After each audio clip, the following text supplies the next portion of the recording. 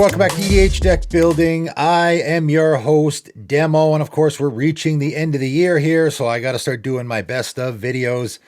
And I did a video about the cards I missed, which sort of is included in that category. Now I'm doing my videos of the best commanders of the year, which of course is always a difficult one because we get so many commanders. I don't know how many we got this year. A lot, I'm sure. Lord of the Rings set alone had over 100, which is the most we've ever gotten from a set. I mean, we got a record amount last year, and did we match that this year? Did we go over that? I don't know. Anyway, it was a lot. So at this point, when I'm starting to evaluate these commanders, I'm more looking for, let's look at some commanders that are sort of filling a void a little bit, doing something we haven't really seen before, right? That's the ones I'm grabbing here. I'm talking about 20 here. And I tried to pick out the ones where they're kind of doing something unique that we haven't seen before. I mean, it's pretty difficult to be entirely unique, but I grabbed the ones where it's like, okay, these are really interesting build-arounds, but also they're doing something that we haven't really seen before. That's the ones I picked out here as far as what I consider to be the best. Because again, we're getting so many commanders every single year now that's more what I look for. Like, hey, there's a neat thing we haven't really seen before, right? So that's what I will be talking about in this video. Before I get to it, I am wearing my Into the AM shirt here. I do have the link in the description. It's my new sponsor. If you're not aware, give it a click. It helps support the channel. Promo code EDHDeck if you're at all interested. Let's get right to it. I'm giving an honorable mention to Borborygmos and Fibblethip, which is, you know, this certainly is a quirky one that fits in that category of we've never had a commander like this. Because of the ability, whenever Borborygmos and Fibblethip enters the battlefield or attacks, draw a card, then you may discard any number of land cards. When you discard one of our cards this way, deals twice that much damage to target creature. That's kind of unique, I guess. The other ability, 1 and a blue, put it into your owner's library third from the top, is very unique. I don't know if we have ever seen a commander that does that. And I'm giving it an honorable mention because I made a deck with this where I am building around that ability of actually putting my commander into my library. And there are some advantages there, right? Other than it's difficult to remove your commander with ability on it like that when at least you have the mana open, of course. I made a really neat deck. I like it a lot. It is a really interesting commander. You can check out the deck tech if you're at all interested. Getting to the actual top 20, I guess.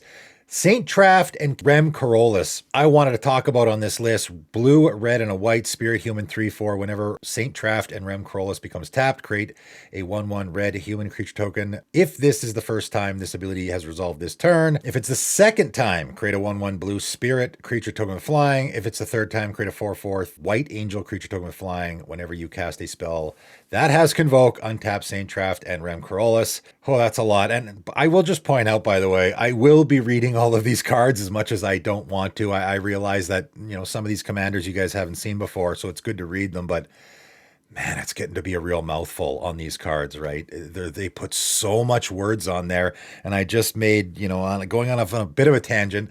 You might have just watched my bad commander design video where I talked about this, and they just put so much on cards now. Where did flavor text go? Right? You don't see legendary creatures with flavor text. I wonder how many are in this video, actually. How many commanders? I have no idea. We'll find out how many commanders in this video actually have flavor text on them because there's just so much words on there now. But that's where we're at. This is a really interesting commander, I think, because it's doing the tapping, untapping theme, which you don't really, you know, again, you might be able to find one. I can't think of one off the top of my head. In particular, I love that we finally have a commander that Cracklebur is a perfect fit, which is kind of funny. That's a card. I made a video a while back about cards that I've been trying to make work in commander decks, and I can't find a good fit for them. That's a perfect fit because it is both tapping and untapping. I have a patron with a Saint Traft and Rem Corollas deck, and that's where I came up with it. I'm like, oh, wait a minute, Cracklebur's a slam dunk in this deck. You know, I don't love, again, getting back to the bad design thing, the thing they've been doing recently, that first ability, that giant massive chunk there, that's a ton to build around. Did we need the part about Convoke? Whatever. Either way, it's a neat commander, and I think it does kind of fill a void that we've never seen before. Moving on. Number 19, the Watcher in the Water. 3 blue, Kraken 9/9. The Watcher in the Water enters the battlefield tapped with 9 stun counters on it. We're already in new territory there for sure. Whenever you draw a card during an opponent's turn, create a 1/1 blue tentacle creature token. So great, really interesting build around Again, not sure if we've seen exactly that ability, but similar ones. You're just doing a lot here, right? Whenever a tentacle you control dies, untap up to one target Kraken and put a stun counter on up to one target non-land permanent. You're doing the stun counters. You have that interesting thing where your commander has counters on it that maybe you want to remove, or maybe not. Maybe you want to just leave them there so that you can be doing the draw card on your opponent's turns, make tentacle tokens. There's just so much neat things going on here and so many different directions. You can do a little bit of a tribal theme. Funny enough, you can do a tentacle tribal theme a little bit, and you can also do the Kraken tribal theme a little bit. The stun counters proliferating, just very unique, interesting commander. This is one that myself, I'm still considering going after because there's so many different directions you can go with it. Coming in at number 18, the Myco Tyrant. 1 black and a green elder fungus with trample. Its power and toughness are each equal to the number of creatures you control that are a fungi and or a saproling. And I think this is the only tribal commander. I mean, I guess the Watcher in the Water is sort of tribal, but not really. This would be the only one on that list. I'm not going to talk about tribal commanders a lot in videos like this because, again, it's like people might say, oh, well, we really needed a fungus commander. Well, I mean, I don't think we needed a fungus commander. We already have them, and we already have lots of saproling commanders. So we didn't need that. That's not why I'm talking about this in the video. I don't think... For me, it's like, okay, here's this tribe that desperately needed a commander. Pegasus Tribal, for example, I've talked about on my channel a few times. I'm not at all going to be excited when they make a Pegasus Tribal commander, if they ever actually do. I don't think it's needed. That's not what I'm talking about as far as filling a void. So that part of it is like, it's okay. I guess it's neat that it's both, maybe. The neat part is this last ability. At the beginning of your upkeep, create a X11 black fungus creature tokens with this creature can't block, where X is the number of times you descended this turn. That, I think, is very unique. It's not very unique, but it's definitely interesting. We are doing things that we've seen before, I guess, but you're doing it in a lot of different ways, right? Descending, of course, is each time a permanent card is put into your graveyard from anywhere. And that's the important part, right? It has to be a permanent card, but it can be from anywhere. So it can be from the battlefield, it can be from your library, it can be from your hand. I guess there was a few other commanders that were doing the descend thing. This is certainly the best. I like that ability. That's a great ability, actually. It's similar to what we've seen before, but it's doing it in a very unique way that I like. So you got to build around that, and then you're making the tokens, and then where do you go from there? Sacrifice theme, maybe? Maybe I just attack with my really big commander. I think this is a really neat one. I like it a lot. Coming in at number 17, Chalet and Halar, 1 red, green, and a white, angel, elf, 3/3, flying vigilance. Whenever more +1/+1 counters are put on a creature you control, Chalet and Halar deals that much damage to target opponent. So I like this one for a couple of reasons. And of course, it's really popular already in the format. No surprise there.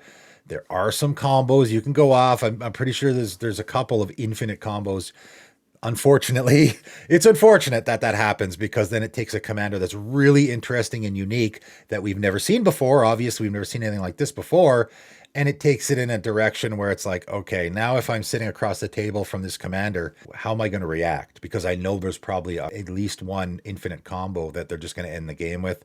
Not great, but when I see commanders like this, I get pretty excited because just like with the Cracklebur Retaliator Griffin, which is a card that I've been trying to find, I just think it's a neat card. What deck does that fit in? I haven't found a good one for it yet. It's a slam dunk in this deck. Really neat fit in this deck where it's this Naya creature that has this sort of really interesting, unique ability of putting counters on itself that actually really fits here. That's why I like commanders like this, and it's certainly doing something we haven't seen before. Coming in at number 16, Kethek Crucible Goliath. 2 black and a red, Phyrexian Beast, 4/4. At the beginning of your end step, you may sacrifice another creature. If you do, reveal cards from top of your library until you reveal a non-legendary creature card with lesser mana value. Put it onto the battlefield, then put the rest on the bottom of your library in random order. And I know people will be looking at this one, they're like, oh, I don't think it's that great. It certainly is not super popular. It looks like it's got about 500 decks on EDH Rec right now. Not a whole lot. I think it's a really interesting commander that there's a lot you can do with. I made this deck on my channel and I made a pretty interesting deck with it. I was toying with a version for myself. I just like what's going on here. First of all, you have a commander that comes into play and at the end step, you can immediately use that ability. I like commanders that do that have that end step trigger. I don't have to pay for it. So turn 4, I can start going to town right away, or whenever I have 4 mana. And I know I'm getting that ability on my end step, assuming my opponents don't kill it right away. Whatever I have set up beforehand, I can immediately start doing stuff. There's a lot of neat things that you can do here. Of course, you're sacking things, so you're in that theme, which Ratos does really well. The unearth mechanic works fantastically here. That's one of the directions I went. I also had mentioned in a video that this is a great commander for a secret commander theme because it hunts for a certain card, and because you can do the whole mana value manipulation thing like you would do with Cascade, it makes it so that maybe not very easily, but it makes it so that you can hunt for a specific creature in your deck because you're revealing cards until you get there, right? So if you only have that one mana value, you know what you're going to be getting. That's another neat thing you can do here. I think it's a really interesting commander, and it is one that we haven't actually seen anything like this exactly before. Coming in at number 15, Skrelv Defector Might. 1 white mana legendary artifact creature, Phyrexian Might, 1/1, has Toxic 1. Pay a white Phyrexian mana and tap, choose a color. Another target creature you control gains Toxic 1 hexproof from that color until end of turn. Can't be blocked by creatures of that color this turn. This is a very unique commander. I wasn't sure how popular this would be. It's certainly not a super overwhelming ability. It's got 1,100 decks now on EDH Rec. I have a patron with this deck that I've played against a bunch. It's doing a lot. It's a neat commander. I mean, first of all, Phyrexian Might, definitely the only legendary creature that's doing that. It's also an artifact creature, but white. It's only 1 mana. There's just a lot of things going on here that are very unique already. Then the toxic thing, you have the sort of protection from color thing, but obviously it's slightly different. You're choosing a color, gains toxic and hexproof from that color, can't be blocked by that color, so it's not quite protection. Because I have a patron with this deck, I see all the different directions you can go. He's doing the untapping theme there. He is doing the poison counters thing there as well. He's doing the I protect my team thing as well, that theme, because your commander's doing that as well. There's actually a lot of neat directions to go with here. And this, again, is just a very unique commander for sure. Coming in at number 14, Weta Trainer Prodigy from the most recent set. Red, green, and a white human warrior, 1/5 with haste.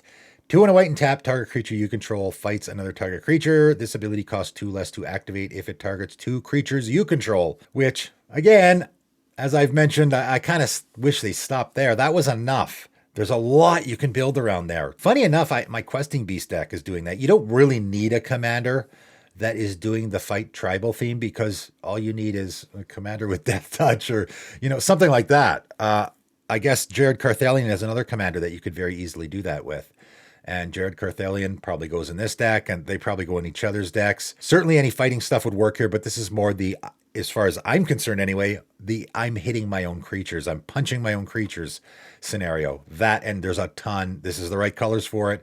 There's a ton you can build around there. But also, if a creature you control being dealt damage causes a triggered ability of a permanent you control to trigger, that ability triggers an additional time. Again, I'm getting a little tired of the trigger additional time things.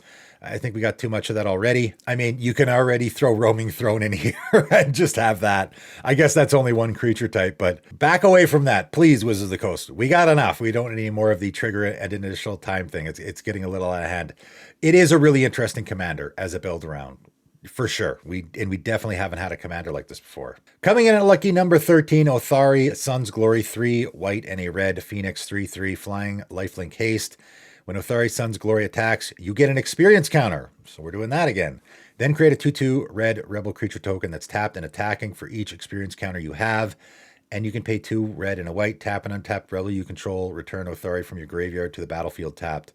And again, there's so much going on here. This is another one I did on my channel because I just thought, first of all, you have a commander that flying lifelink haste, you're guaranteed to get in for damage, almost a guarantee, which also means because your commander has lifelink, which I'm not sure why they tacked that on there, but nevertheless, it's very easy to throw Well of Lost Dreams in this deck, which is what I did when I built the deck. You're almost guaranteed to be gaining 3 life on every turn. So the life gain triggers thing work. Any of those cards that say, if you gain 3 or more life this turn, and there's lots of them, those will all work here. You're doing the experience counter, so Proliferate will work, which I did it in this deck. You're doing Rebel Tribal, so you can do that. You're making tokens, so you can throw Anointed Procession in it. Like, there's just so many directions that you can go here. And then on top of all of that, you have what I consider to be a very easy way to cheat commander tax, getting your commander out of the graveyard. This commander goes off if you've ever seen it in action. And funny enough, I just played a game with one of my patrons, and they had this in the 99. And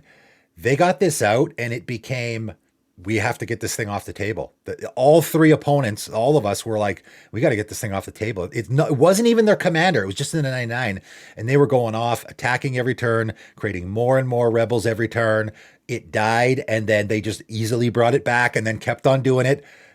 The whole game became about, we got to get that Otharri off the table. That's how good this is. This is the least popular commander from Phyrexia All Will Be One commander set. I talked about this in a video and I couldn't believe it. This was my favorite from the set. From Phyrexia All Will Be One, this was my favorite commander. I think it's fantastic. Needs more love. I think it's a great commander. Coming in at number 12, Zimone and Dina. Black, blue, green, human dryad, 3/4. Whenever you draw your second card, each turn, target opponent loses 2 life and you gain 2 life. Tap, sacrifice another creature. Draw a card. You may put a land card from your hand on the battlefield tapped. If you control 8 or more lands, repeat the process once. So again, we're doing a whole lot here, probably more than needs be. You got the Sultai colors, you got the card draw, draining your opponents, sort of a win con stapled on your commander. You're sacrificing, you're putting lands into play. It's a great commander all around. I'm actually surprised it's not more popular because there's a ton you can do here. Again, I made this deck. I made a really great deck. Again, the life gain theme, the untapping theme. I draw my second card each turn. There's so much. If I was sitting down with someone who had a Zimone and Dina deck, I wouldn't be sure what they're doing. That's what I love, particularly about commanders is, you know, even if you have a commander that's just really powerful and really open-ended like this and is doing a lot of stuff that is just generically good, okay. But what I like is I'm going to sit down across from a Zimone and Dina deck and not know what my opponent's doing. I like that. It makes things a little more interesting in a commander game. This is a great commander, and it will be a pretty popular one in the format for a long time to come, I think. Let's talk about Rona, Herald of Invasion. 1 in a blue, human wizard, 1/3. Whenever you cast a legendary spell, untap Rona, Herald of Invasion. So we already have something that we can build around. Not great, but it is something. Tap, draw a card, then discard a card. So our commander is looting. Only 2 mana too, by the way. We have a whole lot we can build around there. Draw triggers, discard triggers. I can just do, because this is a Dimir commander, a blue-black discard theme, which lots of support there for that. But also, we can transform at 5 and a black Phyrexian mana, transform, Rona, activate only as a sorcery. And of course, the backside is likely what you're going to be building around. A lot of words on the front and even more words on the back. These commanders are so wordy, it's incredible. So we have Rona, Tellurian Obliterator, Phyrexian Wizard, 5/5 with trample. Whenever a source deals damage to Rona, Tellurian Obliterator, that source's controller exiles a card from their hand at random. If it's a land card, you may put it onto the battlefield under your control. Otherwise, you may cast it without paying its mana cost. And of course, this harkens back to Phyrexian Obliterator, which has, you know, similarities, of course. Such a neat commander. I'm actually, again, surprised this isn't more popular. It does have 1,200 decks on EDHREC, but I thought this would be really popular. And the main reason why is because it's doing 2 things that people really like a lot. The first thing, I'm stealing my opponent's stuff, which people like to do. Of course, if your opponents deal you any damage to your creature, whether you be attacking or blocking, I mean, you can just have your commander in play and anyone want to attack me? I'll just block with my commander and then I get to steal some stuff of yours, right? Or I attack and want to block. Again, it's the Phyrexian Obliterator situation that you're stuck in where you just don't want to touch that creature. So you have all of that, but also it does the other thing that people like a lot, which is casting stuff for free. And of course, you can just deal damage to your own commander. Now in Dimir colors, that might be a little difficult, but again, for me, that's like a neat deck building challenge. You know, obviously if this commander was red, it would be super easy. I like that. I like, hey, let's find out some neat ways where I can deal damage to my own commander. Now, of course, this is exiling a card at random, so you can't just exile your Omniscience or your Expropriate or whatever. You can have those cards in your hand and maybe you'll get lucky. The funny thing here is the looting works there. The discard theme works there. I don't know if anyone's doing this, but I can just discard all the cards because I'm in a discard theme until I only have Omniscience in my hand or Expropriate or whatever. And then I'm guaranteed to get that. If you have 1 card in your hand, that's the one you're guaranteed to get. So a lot of things you can do here. Really, really neat commander. Again, I'm surprised it's not more popular. I thought it was going to be a really popular one. I think it's great. Getting to the top 10, Smeagol Helpful Guide, 1 black and a green halfling horror, 4/2. At the beginning of your end step, if a creature died under your control this turn, the ring tempts you. And, you know, the ring temps you is not my favorite mechanic ever. A lot of other people, I think, are in the same boat where they don't particularly love it. I'm trying to stay away from the Universes Beyond discussion. Obviously, there's a lot of discussion about that. There is obviously a few Universes Beyond commanders in this list. I tried to be objective and open-minded about this. I made my Universes Beyond video where I talked about it and gave my opinions on the matter. Going forward, I'm not really going to cover it a whole lot anymore. I'm just going to cover these as actual commanders. And as an actual commander, I think this is a fantastic one. The ring temps you is okay. It's not super great. It's obviously a flavor thing with regards to Lord of the Rings, but it plays into the last ability here. Whenever the ring tempts you, right? So whatever other things you're getting from the ring tempting you is okay. I guess it's just added bonus, but what you want is the first ability to trigger your second ability, right? So whenever the ring tempts you, target opponent reveals cards from the top of their library until they reveal a land card. Put that card on the battlefield tapped and the rest into their graveyard. So maybe this doesn't seem like much. This does have 2,700 decks, so that's pretty good. I thought it would be more popular. I thought this would be one of the most popular ones from the set because, again, it's doing a lot of things that people like. It's doing, I'm stealing my opponent's stuff, I'm ramping in a very unique way that we've never seen before. Obviously, we've never seen anything like this as far as that second ability of I'm milling my opponents. And by the way, you are in a milling deck, and I think a black-green mill strategy here would be interesting. I mean, self-mill is typically what you see in black and green, but you could actually mill your opponents out here. I don't know how hard it might be difficult, I guess, because I don't know. I mean, whenever the ring tempts you, obviously you can do that on your turn. And again, you want a creature died under your control this turn. So the sacrifice theme you want here a little bit to get that trigger, but you can be having the ring tempt you in other ways on your opponent's turn so that this will be triggering every turn, right? Or I guess you could do it 5 or 6 times on your turn. It's just whenever the ring tempts you, you can be doing it as much as you possibly can. And I'm sure there's a lot of ways to do it. And yes, I think you could get into a situation here where you actually could get a mill win. You're ramping like crazy, obviously. Really neat commander. It's very unique for sure, without a question. Again, kind of surprised it's not more popular. Coming in at number 9, Tazri Stalwart Survivor, 2 and a white human warrior 3/3. Each creature you control has tap. Add 1 mana of any of this creature's colors. Spend this mana only to activate an ability of a creature. Activate only if this creature has another activated ability. And pay Wooburg, white, blue, black, red, and a green. Tap, mill 5 cards, put all creature cards with activated abilities that aren't mana abilities from among the milled cards into your hand. This is a new one for me. The first time I've ever mentioned a 5-color commander on any of my best of videos, maybe ever. I'm pretty sure it's ever. I don't like 5-color commanders. I never have. I in particular don't love the commanders like this, the Golos commanders, where we're just sticking that 5-color ability on them so that they can be a 5-color commander because we want them to be a 5-color commander. It doesn't make a whole lot of sense thematically, I don't think. All that I don't love. Again, getting back into the bad commander design thing of printing so much on a card. And again, we could probably have gotten away with just one of these abilities and we don't need both. However, I am actually mentioning this card because I think it's a really neat commander. I don't love that it's 5 colors. They could have made it 4 or 3 or even 2. It definitely wouldn't have been nearly as good. I don't think there's a need for it. I guess Tazri is traditionally a 5-color commander, so there is that. I guess it does work. I should stop complaining. I actually really like this commander. It's doing something we've never seen before, and it's doing it in a very unique way. Add 1 mana of any of this creature's color. So it's turning all your creatures into mana dorks, but only if that creature has another activated ability. So we have to do activated abilities tribal, but then we have activated abilities on our creatures where we're turning them into mana dorks. So what are we going to use the mana for? We have to use that mana. We can spend this mana only to activate an ability of a creature, right? So there's a whole bunch of stipulations there, which I love. That makes a lot of deck building restrictions. And again, now you can go down that rabbit hole. Some really neat creatures that you could put in this deck that have really neat activated abilities that, funny enough, you can use your other creatures to activate those abilities, and it all sort of works together, right? But then you have this last ability as well. And I had a patron submit a deck for Deck Doctor where they were doing a cycling theme here, which actually does work, right? Put all creature cards with activated abilities that aren't mana abilities from among the milled cards in your hand. So if you mill a bunch of creatures that have cycling. Those are activated abilities. Funny enough, I had a guy ask this in my last rules video about cycling. Cycling is an activated ability. You got to look at the reminder text sometimes, right? The reminder text has the little colon in there. It's activation cost, colon, and then whatever the ability is.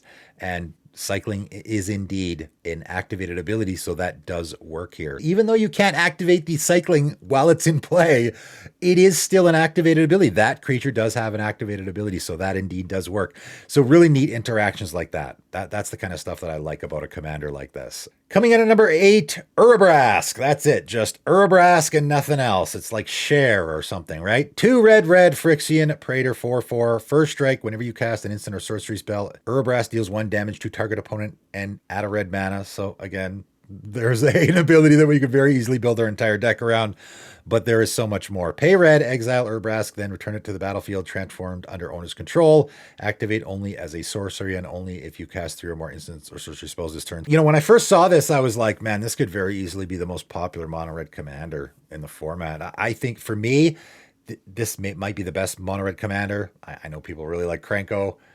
I think it's a tad boring, but this one's a lot more interesting.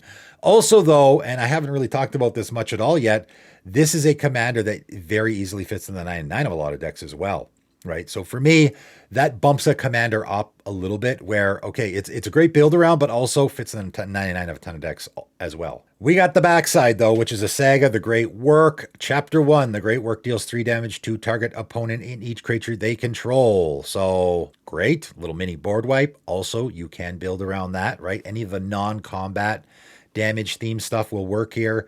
Chapter 2, create 3 treasure tokens. That's always good. Nothing special, but it's all right. Again, you can build that around that a little bit. Chapter 3, until end of turn, you may cast instant or sorcery spells from any graveyard. If a spell cast this way would be put into a graveyard, exile it instead, exile a Great Work, then return it to the battlefield. So you're going to flip it back over, which of course is great. And again, that last ability is just super neat. I don't think it's super obvious what you want to be doing here, to be quite honest. They're actually, like, it definitely lends towards the instant sorcery theme, but there's a lot you can do here, a lot.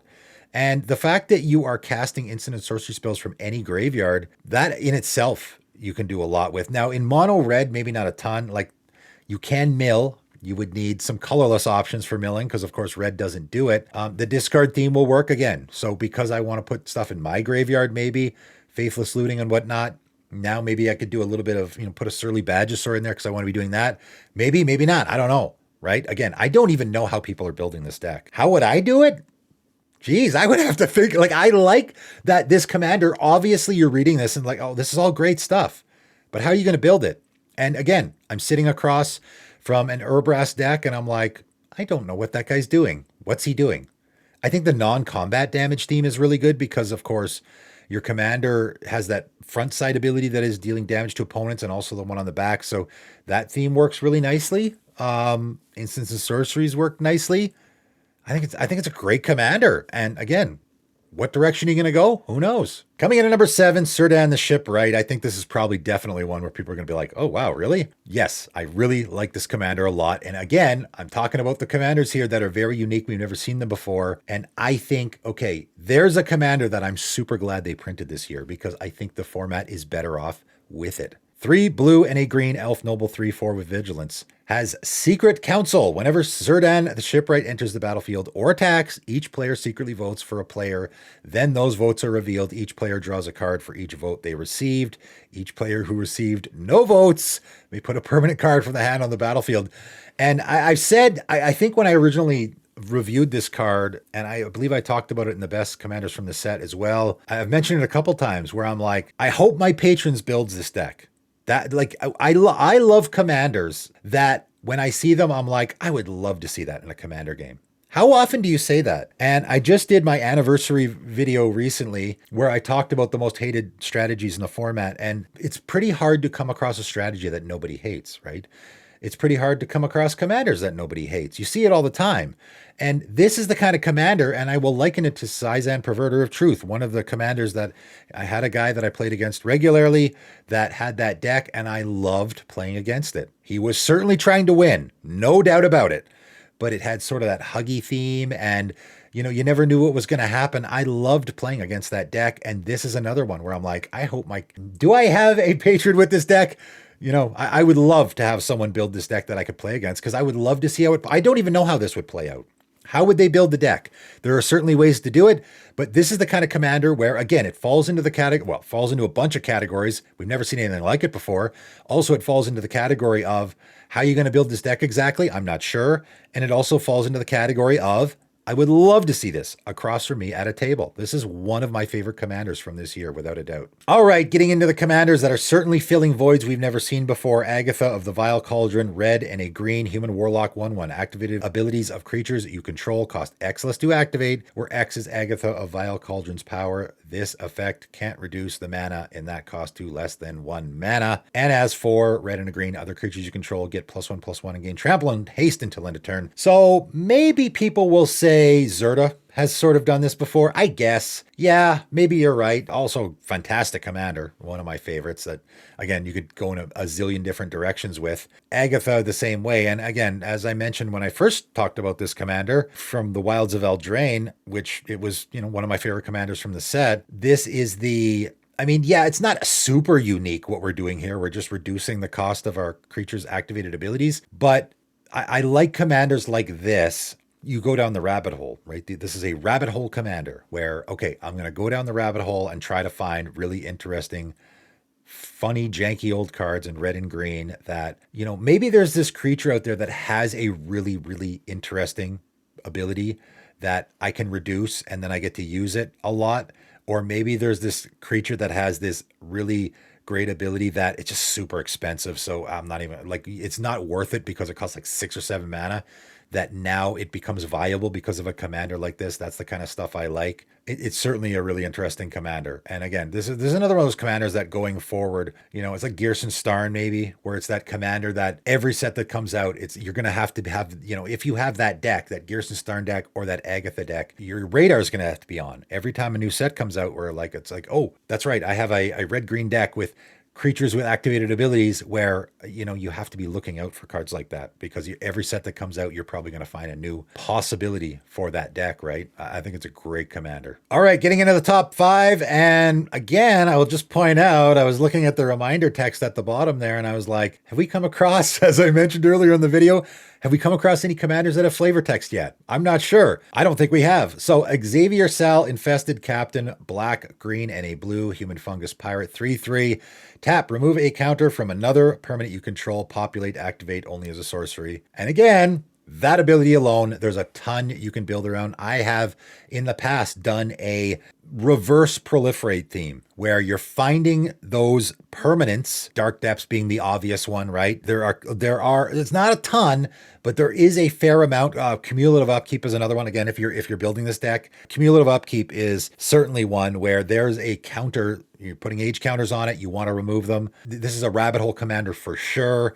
It's also populating. It also has another ability. Tap, sacrifice another creature, proliferate, activate only as a sorcery. So we are proliferating as well. I likened it to Atraxa, where it's very open-ended that way. Atraxa is one of those commanders. One of those, I sit across from an Atraxa deck at a table and I don't know what's happening. I guess it could be Super Friends, +1/+1 counters, infect the popular themes, but it could be a lot of other things as well. I have no idea what's happening here. Again, you could do Super Friends here for sure. There's a million different scenarios with this commander. You're also sacrificing creatures, populating. Maybe you're doing all those themes combined. Really super interesting commander. And again, it's in those salt dye colors, which certainly doesn't hurt. Coming in at number 4, Heliod, the Radiant Dawn. And again, this is probably one that people will be surprised I have it so high. Remember my stipulations here. I'm finding commanders that are just very unique, that we've never really seen what they're doing entirely in the commander format before. And it's nice that we have a commander like that. And I think it's really nice that we have a commander like this in the format. 2 white, legendary enchantment creature, god, 4/4. When it enters the battlefield, return target enchantment card that isn't a god from your graveyard to your hand. And you can pay 3 and a blue. Transform Heliod, the Radiant Dawn, activate only as a sorcery. And wouldn't you know it, it looks like we have some flavor text here. Tiny little flavor text Complete the faith, complete the God. A Johnny Goldmane. Hey, there we have it. Okay, I just went back. Chalet and Halar also had flavor text on it. Because again, they just have the one ability, so you can actually fit some flavor text on there. So that's it. 2 commanders with flavor text on them. I was just guessing at that, and I was right, because we do not see, there's so much wording. This is a commander. Yes, it's got flavor text on it, but the front's not even doing that much. It's the back that is really the commander you want to be building around here. And the back is also the reason why I have it so high on this list. Helio, the Warped Eclipse, legendary enchantment creature, Phyrexian God, 4/6. You may cast spells as though they had flash. That's great, of course, in any commander game, but spells you cast cost 1 less to cast for each card your opponents have drawn this turn. It, again, is firing on all cylinders with regards to, it's a rabbit hole commander. Now we're going to go down the rabbit hole, and of course we want to cast stuff on our opponent's turn. We want them to draw cards so that we can cast stuff cheaper. That alone, there's a lot you can do with. It is doing that, again, Sizan Perverter of Truth Huggy theme that I love so much. This is another commander that if I saw, and I haven't yet, for any of my patrons watching this, somebody go build this deck. Like, who is not going to be happy about seeing this across from the table? I mean, yes, there is the possibility that your opponent is going to cast a 2-mana Expropriate on your turn at instant speed. Okay, that's not great. That definitely is a possibility. But there's a lot of other fun things going on here as well, right? So this is another one of those commanders that I love it for a number of reasons. It is unique. It's interesting. It's doing something we haven't seen before.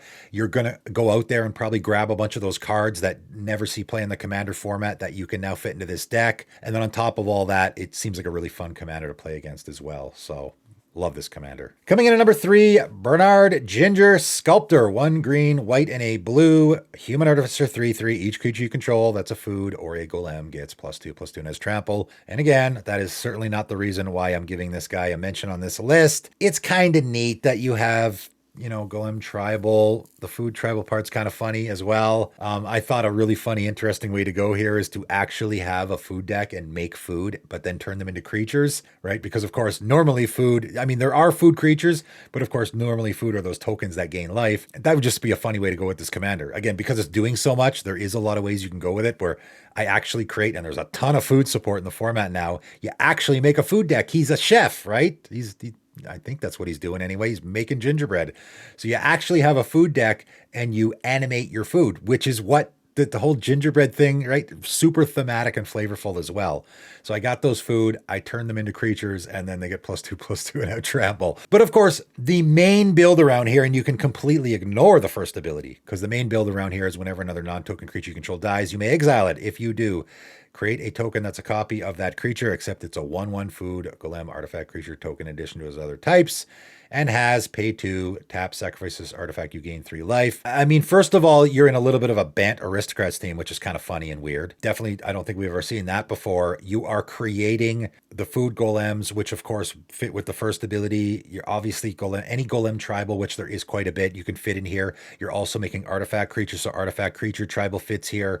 Just, I have an artifact enter the battlefield. That theme works here. I like the ETB theme just because I like, you know, that's always been a theme that I've loved, where you can just very easily throw any ETB, just ignore the food golem thing entirely. I have an Eternal Witness. I get the ETB. I sacrifice it. When I create the token copy, I get the ETB again. Any great, you know, Skyclave Apparition, any great ETB creature for which in banned colors there's an absolute ton will work here. You just fill the deck full of that. And then on top of that, I can sacrifice to gain 3 life. Maybe you want to do a life gain theme as well. Although there's so much you can do here, I don't know if you could fit that. Certainly it is a fantastic commander with a lot of different directions you can go, and is going to be a popular one in the format for a long, long time for sure. All right, coming in at number 2, Rocco Street Chef. This one is, I think, might be the biggest surprise for people, but I don't know. For me, I'm like, this commander is an absolute fantastic build around and different directions, all of that. 2,800 decks, not bad. I thought this would be a little more popular. I thought it would be the most popular one from March of the Machine Aftermath. It's not by quite a bit. I think it's a phenomenal build around, again, because of the directions, because of what it's doing, but also the directions. So this, for me, this is my favorite commander from the year. If I had to pick one, this is my favorite. It's not at number 1 because I was trying to be objective, and number 1 is what I think is probably might be generally considered to be the best commander from the year and might be one of the most popular commanders from the year as well. So I saved that spot for number one. This is probably my favorite, personally on a subjective level, commander from the year. So red, green, and a white elf druid 2/4 at the beginning of your end step. Each player exiles the top card of their library until your next end step. Each player may play that card they exiled this way. So again, we're back into that theme of it's a little bit of a huggy theme, the Sizan perverter of truth effect. Maybe I should come up with a name for that term, where I'm doing something that my opponents are going to like. And whenever you have that, again, if you've ever played against a Sizan perverter of truth deck, you don't want them off the table. It's great having a commander that your opponents don't want to kill it because they're getting card draw off of it. It's hurting them as well, but they don't want to kill it because they want the card draw, right? The similar is here. I love commanders like that. Whether I'm playing them, again, it's a huge advantage for you. And it's also nice to see on the other side of the table as well. I love commanders like that. And again, there's already a ton you can build around there. And again, we don't even need this second ability and we can build around that. But the second ability, there's even more to build around with the second ability than the first ability. Whenever a player plays a land from exile or casts a spell from exile, you may put a +1/+1 counter on target creature and create a food token. If you ignore the first ability and just look at that ability, there's an absolute ton. You don't even have to build around it. There is so much going on in the play stuff from exile, impulse draw, all of that already in the format. I mean, there's a ton of commanders that are just doing that you don't even have to build around that ability, and you don't even have to have that first ability, and you will be getting a ton of triggers off of your commander, guaranteed. And then you can just build around the other things that you can build around here, which is the food token theme and the +1/+1 counter theme, as I just talked about. I can very easily put any food support in this deck, which there are after this commander came out, they printed a whole bunch more.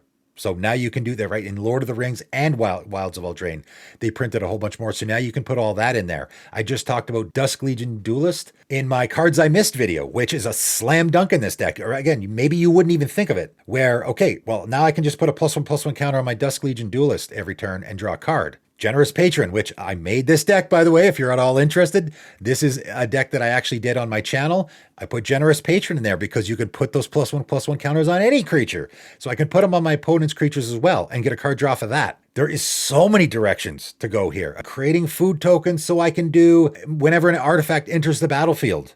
That stuff. Force my opponents to exile stuff. I mean, there's just so many directions to go here. So many. Really interesting commander, but also fits again, does the rabbit hole thing where I can go down the rabbit hole and find interesting cards that fit, but also does the sort of huggy, like I am giving my opponents an advantage, but I'm gaining more of an advantage from that advantage, especially if I build around it. It's doing that as well. I love this commander. It's for sure my favorite commander from this year. My number one commander from this year, though, is going to be Sauron, the Dark Lord. I think it probably will be, it might be the most popular commander from this year. It's got the Lord of the Rings thing. It's Sauron. It's got all of that going on, but it's also a phenomenal commander. I had this at number 2 from the set, I believe. I think from the Lord of the Rings set, for which, of course, there was a zillion commanders from that set. I think I had a number 2.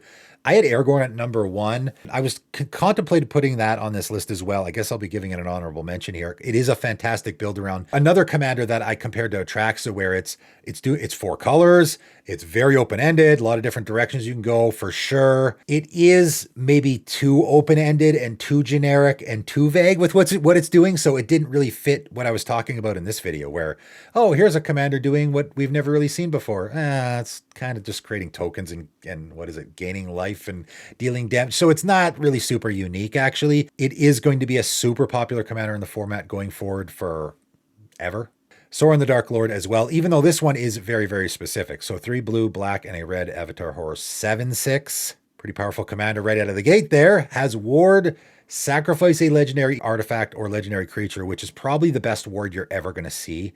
It is incredibly specific. So of course, if someone targets this, that ability or spell is going to be countered unless that person sacrifices a legendary artifact or legendary creature. Now, of course, they likely have a legendary creature. They have their commander. Are they going to sacrifice their commander just to get rid of mine? I guess they could. Like, some people might argue that's not a great ward because everyone's got a commander. And so they could just sacrifice their commander to make that happen. Then they got to sacrifice their commander unless they don't care about their commander.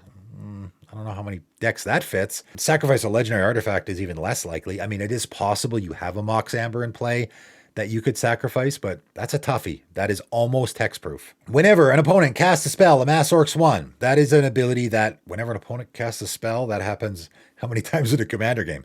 It's going to be triggering constantly. So ton you can build around there already. Whenever an army you control deals combat damage to a player, the ring tempts you. And what's interesting about this commander is it has 3 build-aroundable abilities, very build-aroundable abilities, but each one plays into the one before it, which is it's very interesting and what makes this commander very appealing. So, of course, you're making an orc army with that first ability, which then plays into the second one, but I don't have to rely on that ability. I can do the army thing with other cards that are doing that already, right? And of course, that ability is making the ring tempt you, which plays into the next ability. Whenever the ring tempts you, you may discard your hand. If you do, draw 4 cards. So again, that army ability is tempting the ring, but if we want to be just using that last ability, I can just find other things that are tempting the ring. Or I can have other things that benefit me from tempting the ring, right? Whenever the ring tempts you, that kind of stuff, like with the Smeagol. Of course, the Smeagol doesn't fit in here, but something like that, right? Because I can just build around an army dealing damage to my opponents, and then the ring tempts me, and I have other things. The ring tempting you gives you stuff, but there are other things that whenever the ring tempts you, this thing happens. So I can build, like there's so much build around here. Even though this commander looks kind of specific on what it's doing, there is a million different directions you can go here. Just the last ability, the discard theme. I can discard my hand. I'm filling my graveyard if you want to be doing that. Reanimation will very easily work here because whenever the ring tempts you, I'm pitching my entire hand. I'm also drawing 4 cards. It's a great draw option. I probably want some draw, but you could get away with putting no draw in your deck at all because I just have my commander, and the ring tempts me. I mean, it is 6 mana, so you might want to put a little card draw in here, but you could get away with it because now my hand's empty. I just cast my commander and get some ring tempting me, which of course you can do if an army deals combat damage to a player. Then I get to draw 4 cards. Then it just becomes whenever my army deals damage to an opponent, I get to draw 4 cards, which is phenomenal, right? Draw triggers, right? We can do lots of that whenever you draw your second card each turn. Like there is so much to build around here. And again, I said that Aragorn I thought was more open-ended, where you had those 4 abilities that you could very easily build around and do a lot with. But this might be even more open-ended, where it feels like you're very specific in what you're doing. You're creating armies and the ring is tempting you, right? So you're going to do that. And again, I'm not even talking about the ring tempting you mechanic. There's a looting ability there where, okay, that fits the discard theme as well. So that ability you can build around. And of course, you can make your commander the ring bearer and get real thematic here. And your commander is a 7/6, which, 7's that magic number for commander damage. So you can do that. Oh boy, yeah. This is a fantastic commander for sure, even better than I originally thought. It's the most popular commander from Lord of the Rings, and I'm not surprised at all. And it might be the most popular commander from this entire year because of all the different directions it is going. And thematically, if you're a big Lord of the Rings fan, flavor-wise and thematically, it's a slam dunk as well. They did a great job there. All right, that is it. That is all the 20 best commanders from this year, with a couple honorable mentions as well. And again, I will point out of these 20 commanders, I know I'm harping on it, but out of these 20 commanders, only 2 had flavor text on them, right? So again, if you haven't watched the video I just did last week about bad commander design, and you get pushback, of course, but one of the things they have been doing, and maybe they've been doing it because they're just printing so many legendary creatures and we have so many now that it's tough for them to find those areas to fit in. So you got to add more stuff on so that it makes it more unique and it fits in that niche that we haven't gotten yet. And that's why we're missing flavor text on all our legendary creatures now. For that reason, the commanders that I talked about here are all very unique and we've never really seen them before. And that's what I'm looking for in commanders now, because we're getting so many, hundreds and hundreds every year. I'm looking for the commanders that are not so much filling a void, but just there's a really neat commander that we haven't seen before. And I'm glad it's in the format, right? That's the big one. I'm glad these commanders are all in the format now. The commander format is better off because they are. That's how I'm going about this going forward. You guys let me know what your favorite commanders are from this year. And again, if you're interested at all in this really cool shirt that I'm wearing, Into the AM is a new sponsor for this video. If I haven't brought that to your attention yet, the link for my Into the AM is in the description. Promo code EDHDECK. Feel free to grab yourself a really cool shirt. I would say they're magic adjacent. It's fantasy-ish, so it sort of fits if that's your thing. It certainly is my thing. I'm a graphic tees guy, as you could probably tell from my background. It's definitely my thing. So feel free to grab one. It helps support the channel. That is it for today, though, and thanks for tuning in.